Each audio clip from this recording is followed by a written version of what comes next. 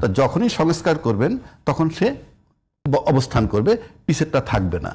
এটাকে অপব্যাখ্যা করে সংবিধান বাতিল করে দেন। নো, সংস্কার মানেই হচ্ছে ওইটা প্রিভেল করবে, আগেরটা চলে যাবে।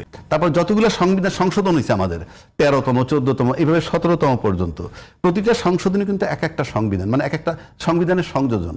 ওটা কিন্তু পুরো সংবিধান হিসেবে ট্রিট হবে। টোটাল সংবিধানের মধ্যে ওটাও সংবিধানের অংশ, ওটা পিওর সংবিধান। আপনি পার্লামেন্টের ভিতরে গণভোট দেখবেন, পার্লামেন্টের ভিতরে কি বলে একটা বিষয়, হা জয়যুক্ত হচ্ছে, হা কি ব্যালট দেয়, কথার কথা হা জয়যুক্ত হচ্ছে, হা তো গণে না, টোটাল সিচুয়েশনটা বলে দেয় যে পক্ষে হাত উঠছে বেশি, বিপক্ষে কম। তো ওই টাইপের গণভোট মানি হচ্ছে এই যে আমরা যেহেতু ঐক্যমত্যে আসতে পারি নাই বলে এই প্রশ্নটা আসছে।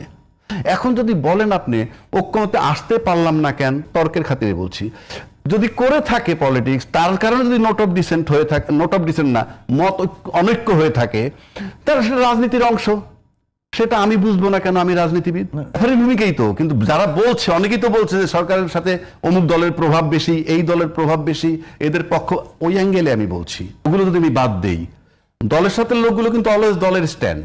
এই যে নোট অফ ডিসেন্ট যারা দিচ্ছে, বিএনপি টোটালটা মনে করেন নোট অফ ডিসেন্টের পক্ষে থাকবে।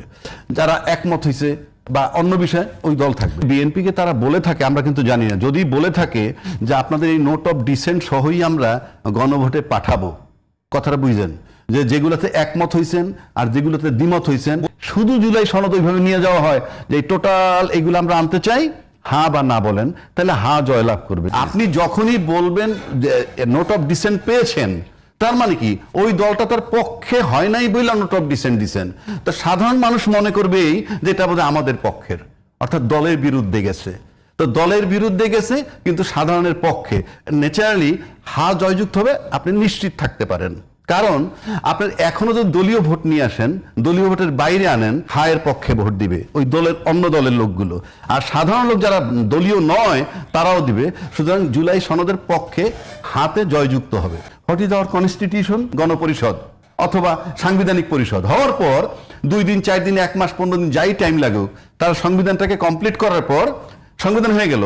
সাংবিধানিক পরিষদ অবান্তর, একেবারেই অবান্তর, কারণ গণভোট সবার উপরে।